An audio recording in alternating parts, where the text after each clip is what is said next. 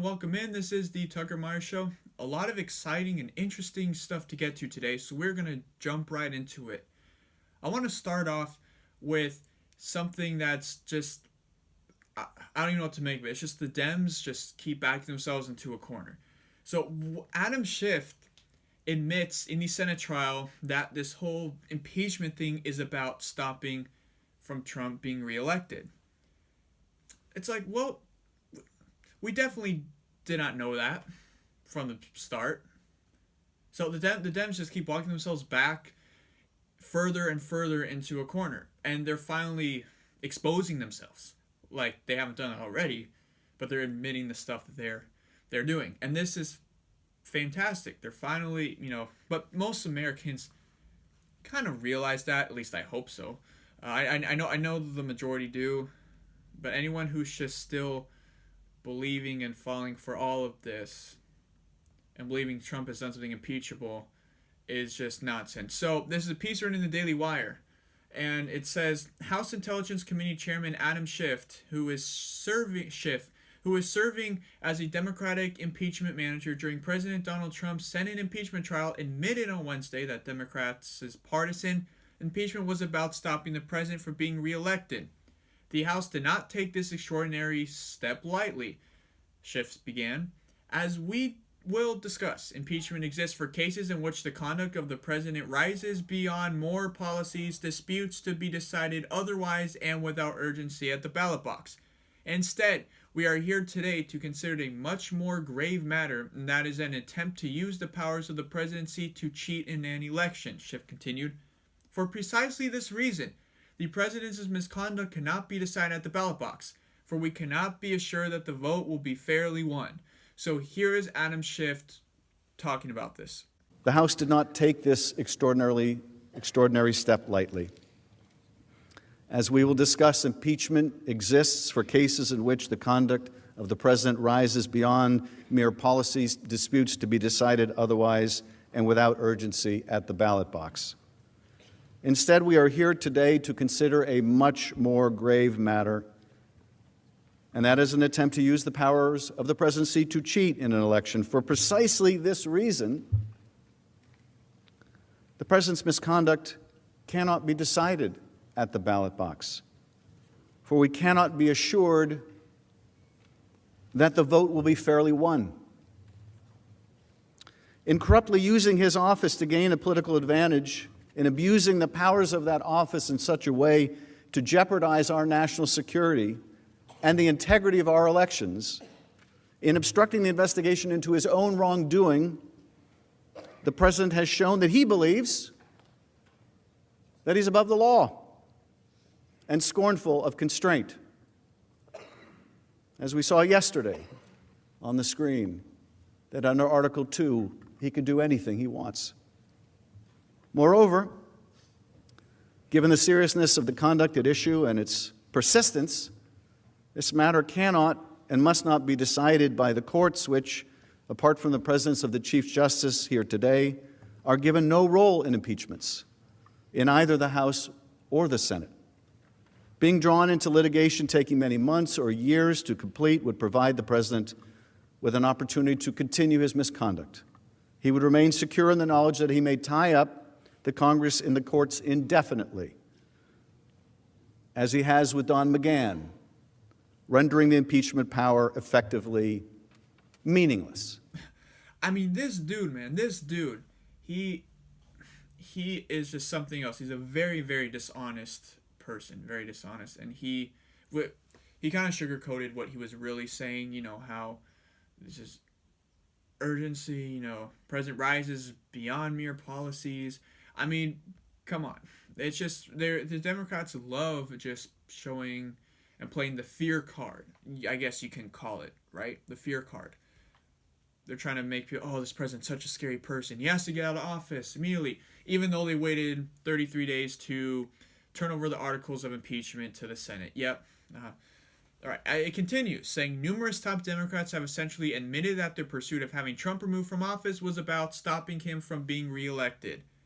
In May, Rep. Al Green, Democrat from Texas, said, "I'm concerned that if we don't impeach this president, he will get reelected." Also in May, House Speaker Nancy Pelosi said, "We have to make sure," this will sound political, "but we have to make sure that the Constitution wins the next presidential election. We can't be worrying about, well, how long is this going to take? Well, that will take as long as it does, and we will press the case so that in the court of public opinion, people will know what is right. But we cannot accept a second term for Donald Trump if we are going to be faithful to our democracy and to the Constitution of the United States." Well, that is so hypocritical to the fullest extent. The Dems are the ones not even giving like due process or anything to the president. They're the ones not following the Constitution. President Trump, however, was right. He was following Article 2, Section 3 of the Constitution. It was basically makes the president look into things that he deems to be necessary to look into that are in public interest or national interest per se rather. And he was doing that with the phone call due to the corruption. I went over this in my last episode. And the Dems, man, I just can't with them anymore. In November, socialist Rep. Alexandria Ocasio-Cortez told CNN's Wolf Blitzer, "At the end of the day, we have to be able to come together as a caucus, and if it is this Ukrainian allegation that is what brings the caucus together, then I think we have to run with however we unify the House. We also need to move quite quickly because we're talking about the potential compromise of the 2020 elections. And so this is not just about something that has occurred, this is about preventing a potentially disastrous outcome from occurring next year." Last month, Green told C-SPAN that there was no limit to the number of times that Democrats could pursue impeaching Trump. Okay, Green says, "A president can be impeached more than once, so we can do this, we can move forward. With what we have on the table currently, we can take this before the Senate, and we can still investigate other issues, and when the president has committed additional offenses, and my suspicion is that he will, we can take those before the Senate. There is no limit on the number of times the Senate can vote to convict or not a president. No limit to the number of times the House can vote to impeach or not a president." Green continued, "So my belief is that the Speaker will probably say we're going to move forward with what we have now, but we're not going to end investigations, and that there may be possible opportunities to do other things at a later time." Okay, so the Dems just aren't giving up. They're not giving up, and they won't give up. They won't. My prediction is if Trump gets reelected in 2020, the Dems are still going to go crazy, and they'll do whatever they do, make up more allegations, and try to continue to impeach the president. That's why it's very important to vote in midterm elections, people. Because we saw what happened when the Dems took the House, and luckily the Senate, the Republicans still kept the Senate. But you see what's happening now. I mean, the Dems, man, I just can't with them anymore. So that is for that article, and I don't really get it. They just try and work. Why can't the House work with the president and the Senate, and the Senate especially too, so you get things done? Because the House and the Congress right now is so divided, and the Senate actually wants to work with the House, as they said, to get stuff done, to pass important bills and legislation that will actually help the country. But all the Dems are focused on doing is impeaching the Orange Man, because he's bad. Orange Man bad. We don't have any sustainable evidence to prove such a thing, but Orange Man's still bad. And he's a criminal. Okay, sure, lady. Okay, now here is something that is kind of close to me as well. So a father in Canada was banned from coaching his son's team for refusing to take a gender identity course. This is another piece written in the Daily Wire. And I used to play hockey. I played for 14 years. It is a great sport. The hockey is more conservative, right? The NHL is more it's more conservative than, for say, the NFL and NBA. But all politics aside, it's a great sport, and I am kind of, not kind of shocked, but not shocked at the same time, because the nowadays everything's so politicized, and of course there's going to be a gender identity course. But now it's like, okay, so you're really going to have like a girl who thinks he's a boy playing on the men's team. I mean, she's going to get wrecked. She's going to get wrecked if they're at the checking level. She in Canada, the checking starts at Pee-wee level, and in USA it starts at bantam level. So the Pee-wee is what, 12U, and bantam is more of like 14U. Now this Okay, so now I want to get to another article. It's kind of touches close to me as well. It's about it was a father who was banned from coaching his son's hockey team because he refused to take a gender identity course. Now, I played hockey for 14 years. It's a great sport. So it's a fantastic sport. My favorite sport. And the thing is the NHL is more... Hockey's more conservative. The NHL is more conservative than the NBA and the NFL, per se. And they're showing gender identity courses. I was also a ice hockey official as well, and I do not recall taking an gender identity course. But for the coaches course, that's different. You go through you learn about harassment and stuff. But now there's a father who was banned for refusing to take the gender identity course. Now the fact that they're teaching this, I guess, shows that, okay, if there's really going to be a girl, if there's a girl who thinks she's a boy and she joins the men's league, or plays with on the boys team, dude, she's gonna get wrecked on there. She's gonna get destroyed. Okay, if she once they get at the checking level, which you're being able, for those who are checking, is you're being allowed to hit people into the boards, and you can hit them center ice. It gets very aggressive when checking starts. And, girls are, scientifically speaking, this is going to trigger a lot of feminists out there and a lot of left-wing snowflakes. But men are stronger than women. And especially in contact sports, I mean, this is not then the sport for a woman to want to identify as a man, and she's going to play hockey. I mean, men, if you take a look and you compare men's hockey to women's hockey, it is totally different. It's so much faster, so much more intense. A woman on the men's team and women playing in a men's game, she's going to get demolished. The men can hit harder, they skate faster, they can shoot harder. They're just better. So she will get destroyed.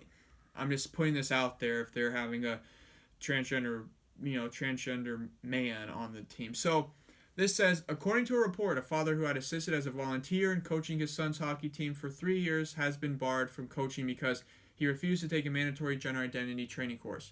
The Canadian man identified as Kiete as John Doe because, as the Kiete writer surmises, he could accused of transphobia for speaking to the media, completed a series of mandated courses, and says he supports anti-discrimination efforts led by Hockey Eastern Ontario and the Ontario Hockey Federation. Those organizations supervise minor hockey in Ontario from players as young as 6 years old. Those objections were triggered by a 33 slide module on gender in the required gender diversity course. He told Kiete, I would be fine taking an awareness course if it were factual and based in science, but I felt it was too ideological.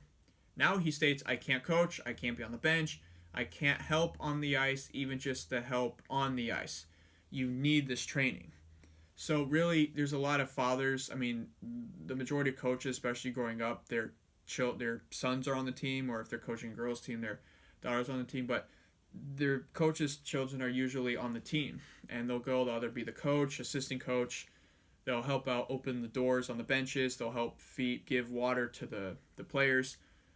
And it is a great way for son and bonding. My dad was a assistant coach on my team. One of actually for 2 years I played, he was one of the assistant coaches, and it's nice to have your father on the bench. And it's, as a father, I mean, it's my father's, like when my father told me, he said it was great to be able to coach your son, and it's nice, right? I mean, he doesn't coach anymore since I don't play hockey anymore, but it's good to have that connection with your son, especially when it comes to sports. And now he can't do it because transphobia, or he's not willing to take a course on, like you said, like fake science basically. And like, again, like a girl who thinks she's a boy is really going to want to play in a men's game. Do you know how, like, she's going to get wrecked? I'm just saying. And then vice versa, if it's a guy playing on the girls team, I mean, he'll be the top player in the league, top goal scorer, easily, because men are better. Generally speaking, men are better at sports than women. Scientific fact. And you watch it. You watch the women's games and the men's games. The men's games are always faster. They attract more people. They get more revenue. So I just pointed out there. Okay, as we continue on, as Chieti notes, the case that precipitated new training requirements revolved around Jessie Thompson, a girl who identified as a boy, and complained about not having access to the boys' locker room. Okay, yeah. So that is just weird too. A girl who thinks she's a boy wanting to use the boys' locker room. Yeah. Okay. No. And I've actually played with girls I've actually had girls on my team. They typically will have a special locker room for like girls' locker room if she's on a guy's team. Now, if it's just like an all girls team in the locker room, then they'll have a regular locker room. But if it's like an all guys team and there's like a girl or two, they go to a separate special locker room that's designated for like girls who are on boys teams, if that makes sense. So she wasn't able to use the boys' locker room. I wonder why. Ultimately, OHF differed to an LGBT actors organization called Egal Canada to create new training materials. Chieti notes Egal, a Toronto-based charity founded in 1986, has published materials indicating that children understand their gender identity between the ages of 3 and 5. And in the gender identity course that Egal produced for the OHF, it ratcheted that age down to between 18 to 30 months. Okay, so there's been a lot of children who develop gender dysphoria at a younger age, but then they eventually grow out of it, right? In their prepubescent years, when they range 13, 14, they grow out of it. But a lot of younger children will get gender dysphoria, but then they outgrow it.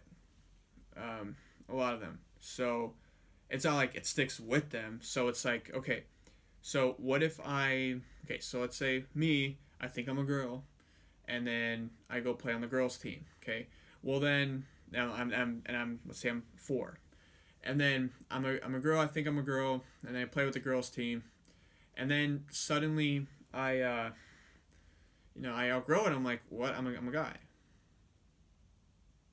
Like, you just kind of realize, like, wow, I'm biologically a male. Why am I on a girls' team? Okay, honestly, it's just weird. And then your teammates ask you, so where did you play before? I was on a girls' team. What? Then they look back at USA Hockey here. They'll look back and they'll see so you play on the junior Ducks now, but you played on the Lady Ducks. What? It's just so bizarre and weird. NFL it's overly politicized. NBA is, and now it's just taking over to now it's going over into hockey. Great. I mean, guys, we don't need this. Honestly, okay. Further on. Several slides from the module on gender argue that gender binary was imposed on native societies, including on the land we know as Canada. Gender binary, okay, dude, you're either a man or a woman. Okay. So this is what Kiete wrote. He says, on another slide, amid a parade of variously configured pink and blue male-female stick people, the concept of polygender is introduced to define people who identify as multiple genders simultaneously and can be several genders all at once, or they may alternate between their varying gender identities depending on the day or week. Coaches also get a slide on genderqueer individuals who exist in an undefined extra-dimensional gender space that allows them to reject gender altogether. Though this is not to be confused with agender, it gets its own slide, a label that applies to those who are merely genderless. Okay, well, you either have male or female genitalia. If you're genderless, if you're genderless, what? This complete mental illness to the total extent. Okay, Doe asked for a temporary exception so he could explain to OHF why he objected. That request was denied. Kiete writes that Hockey Canada's Senior Vice President for Insurance and Risk Management wrote back saying the course was required. That prompted Doe to write the Eagle Canada and challenge some of the materials for the course, which yielded no different result. Now, here's what it says. OHF notes in their handbook in 2018-2019, the OHF represented over 190,000 registered players. In addition to that playing membership, the OHF also involves in excess of 50,000 coaches and 7,000 officials. The main objectives of the OHF are to foster, promote, encourage the sport of amateur hockey, provide opportunities for all players to play the sport, promote the orderly development of all categories, and to coordinate and conduct competitions for branch, regional, and national championships. Doe concluded, the more I looked into it on the internet, the more I saw that I wasn't alone. There's a lot of people speaking out and who are unhappy with how the activists are controlling the narrative around this. Yeah, I would be very unhappy too. I'm very unhappy about this as well. I mean, hockey's a great sport. It's a great sport. Always has been. My favorite sport, one of the greatest sports in the world. And now they are like they want to bring in delusion and mental illness into the sport. Come on, man. Come on. We don't need this. Just let us play our sport. And the fact you have to bring these activists, man, but the fact that we have to bring in all this, political stuff, just let us play our sport. Okay, like why do we have to take a course on this? Why? Like, I'm so done with society. All right, so now we get into this story, and this is actually pretty disturbing. It is construction worker allegedly kills pro-Trump boss after arguing politics, puts American flag over his body. Wow. Obviously, this was someone on the left that killed the president. Okay, so a political argument. This is a piece written in the Daily Wire. A political argument in Florida turned deadly this week when a construction worker allegedly killed his pro-Donald Trump boss and then draped an American flag over his dead body. A construction worker in Florida has been accused of murdering his pro-Trump boss with a trowel after a political argument on the construction site where they both worked and then throwing an American flag on the man's body. The suspect, 28-year-old Mason Trevor Toney, allegedly stabbed his boss, William Stephen Knight, Monday morning at Florida Turnpike job site, according to an emergency phone call from Toney's coworkers. Though the exact details of the conversation between Toney and his boss have not been disclosed, the argument was political in nature. The Orange County Sheriff's Office says that the murder appears related to a political dispute between the men. Continued ABC News. Knight was a big supporter of President Donald Trump while Toney was anti-government. When deputies arrived, they found Knight's body laying next to an excavator on the job site with a brand new American flag thrown onto the side of the victim's body that didn't belong to anybody on the site, according to the arrest of Toney's arrest affidavit noted he was very outspoken about his beliefs that the government is bad and out to get him. Toney allegedly fled the scene of the murder in a white pickup truck before being taken into custody after crashing the vehicle amidst a police pursuit. Since the election of President Trump, attacks on Trump supporters, primarily those in MAGA hats, have occurred on several occasions. Newsweek provided an account of these incidents that have occurred since 2016, and these are just a few. One of them was Terry Price has told his children and wife they are not allowed to wear their Make America Great Again hats in public without him by their side after a man held a gun to his head for wearing the red cap. Price from Bowling Green, Kentucky, previously told Newsweek that he and his wife were shopping at a Sam's Club in Bowling Green wearing the hats when James Phillips, 57, allegedly pointed a Glock 40 caliber gun at Price's face. Phillips allegedly told Price, "This is a good day for you to die." He was arrested and charged with wanton endangerment. Following the incident, Price said some of his friends changed their party affiliations from Democrats to Republicans because they could no longer identify with a party that has so much hate. "It's just gone too far," Price recently told Newsweek. "Republicans, conservatives, and Christians need to stand up and take action against this kind of hate." Yes, which they really do. And a lot of this hate is being taught in our education systems. And, it's everything is orange man bad. He's racist. He hates you if you're not white or rich. And then people believe that without doing their own research. And it's just the left has so much hate. And apparently the conservatives are the hateful ones. And, the left, the party of, diversity and equality. Okay, well, diverse, they just really mean skin color. But what about the diversity of thoughts? If the Democrats are the party of diversity, they're not the party when it comes to diversity of thoughts. Because they clearly aren't. However, while such attacks indeed illustrate the intense hatred that some conservatives face, especially at protests, that doesn't necessarily mean walking down the street in MAGA hat will automatically be met with violence, despite the fact that some members of the media have likened them to Klan hoods.